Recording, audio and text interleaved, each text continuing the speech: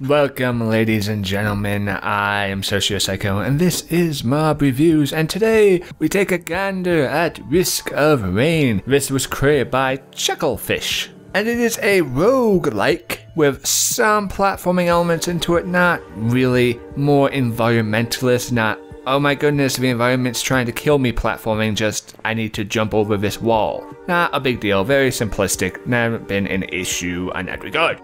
It is available for PC, Mac, and Linux.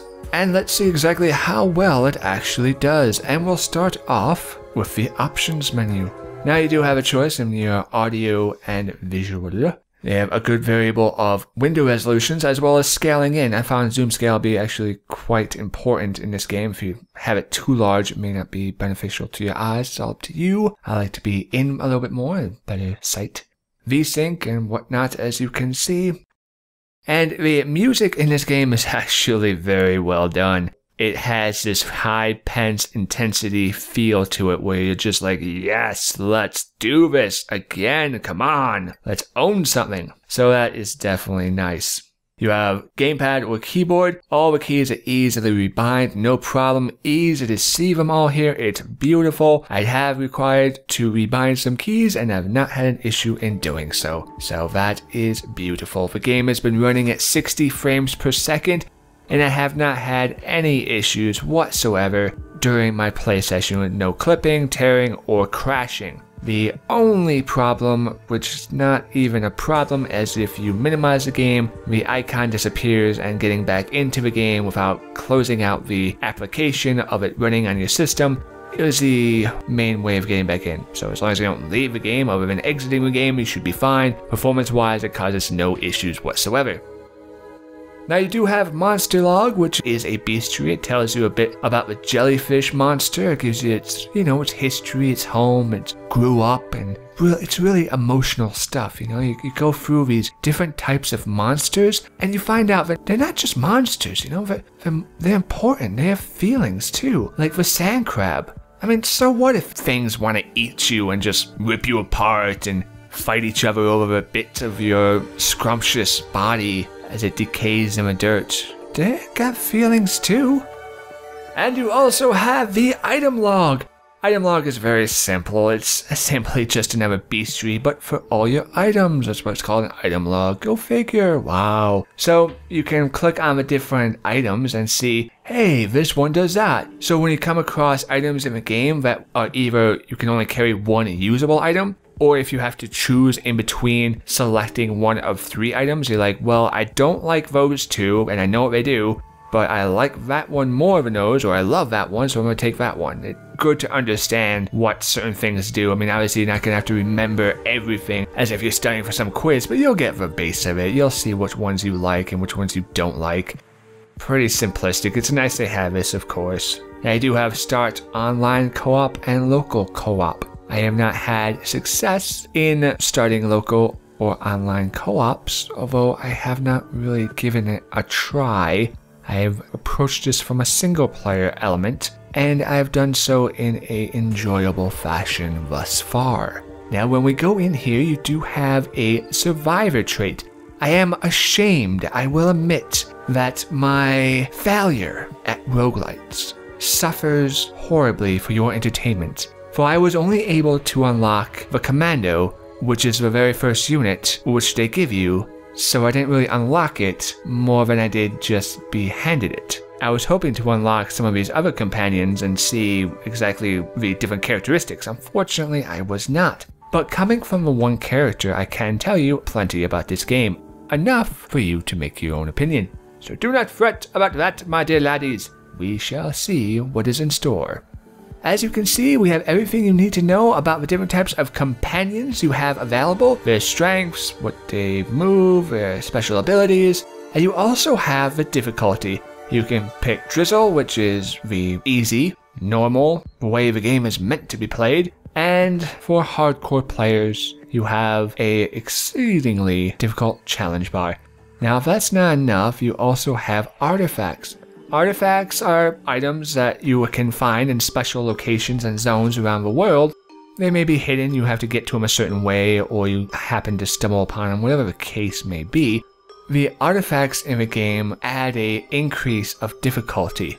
Unfortunately, I can't say across the board if they all added difficulty or some add bonuses, as I've only unlocked one of them, and all enemies always spawn as elites. So instead of getting enemies that are normal or difficult, you're going to have at least enemies bare minimum of elites. So when we jump in the game, there is a couple different qualities about it. It's very simple, in theory, of course. You are a little fella, and you are trapped on this planet. It has an underlying story, but you don't come to this type of game for the story element. You're not like, oh my goodness, did you get to that point where he crashed on the planet and oh, we were just so geeking out? No, that's not the conversations you have about this type of game with your friends, if you talk about it at all. You talk about, oh my god, this game was such a pain in the ass, or I got owned so hard in this game. Because that is the appropriate response to playing this game. It is very easy to control. You have your movement keys and 4 ability keys. Now as for commando, you have 3 attack and 1 dodge. The whole point is to get to a teleporter on every map. The faster you do this, the easier that it's supposed to be. Then you have 90 seconds to stay alive after you activate the teleporter, because 2 things will happen. 1, the boss is going to spawn, and the boss is going to attempt to kill you. On top of that, he's also going to summon in a large variable of monsters. Monsters are going to be coming down on your head until there's no tomorrow for those 90 seconds. So the main point, unless you're really powerful and you can fight the enemies that are being spawned, is to move and keep moving and try to find an area where you're not going to be overly overwhelmed. And then once the 90 seconds are up, then you can run about and playing Exterminator, kill the main boss, and move on to the next level. The reason why this game is difficult, the reason why it's a lot harder than you may think, is because the more time you take to survey your area, the more time you take to understand your situation or what's going on, the harder the game gets. Now on the side of the screen, on the upper right corner, you can see a time and difficulty scale. This means that the longer that you play in the game, the higher the difficulty scale goes, eventually reaching areas of insane and impossible in their scaling, and the bar keeps going up. Easy, normal, hard, very hard, impossible, nightmare, hellish, and so on and so forth, until you just become overwhelmed and you die. Now, how do you survive this? Well, the easy opportunity to survive is by simply picking up any of the passive abilities that you get. So it does come down to a sort of luck element, as all roguelikes do, for more passive ability items that you're able to unlock. As you kill enemies, they will drop coins. You pick up those coins, you unlock chests, you find items, you buy those items, you get passive abilities, you maybe get a cool active ability, and then you fight the enemies. It's very simplistic in its nature, but the implementation of how well they've made it difficult-wise is beautiful. The game has a very high-paced atmosphere to it, where you are looking for as many artifacts or capabilities and combinations that you're hoping will help you get across, as they do stack as well, to fight an enemy which just continues to bombard you. It doesn't matter if you have 20 passive upgrades and you're level 40. As you level up, your damage increases slightly and your health increases, and you're like, I am awesome, I am X level and I have X amount of abilities. Well, guess what? That monster behind you doesn't care, and it still wants to eat your face. And if you're not exactly on your toes, there's a good chance that it will. And that's beautiful. So at the end of the day, this game is very simplistic in its implementation. Platforming? Nah, not really. Not really platforming from what I've seen. Environmental jumping, perhaps. You may need to jump from one area, then do a roll to get over onto a ledge, but that's not for something that is mandatory. And if you fall, it's not like, oh no, I'm going to die. You may take fall damage, but you're not going to end up losing the game because you failed the platforming element. And there are multiple routes the majority of the time throughout the levels to get where you need to go.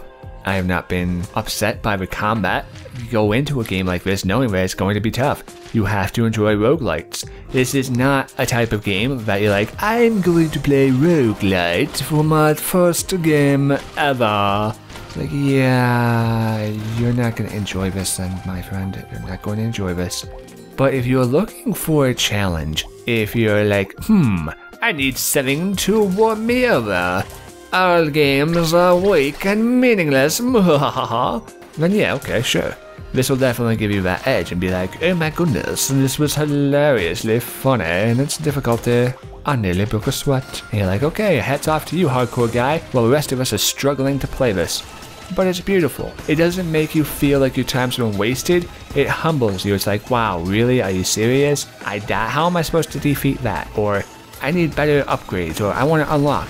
Really, the only possible complaint I have about the game is that the characters that you have the availability to unlock don't unlock faster. Now, it can just be my skill, and that is a very subjective opinion right there that I said, because if my skill is really bad and the characters unlock by getting to a certain point in the story, and I'm not getting there because I suck that much, then that's completely on me, and that can be 100% subjective. Somebody else might be able to play the game and make it way further than I did and be like, I don't know what you're talking about, man. Stop sucking.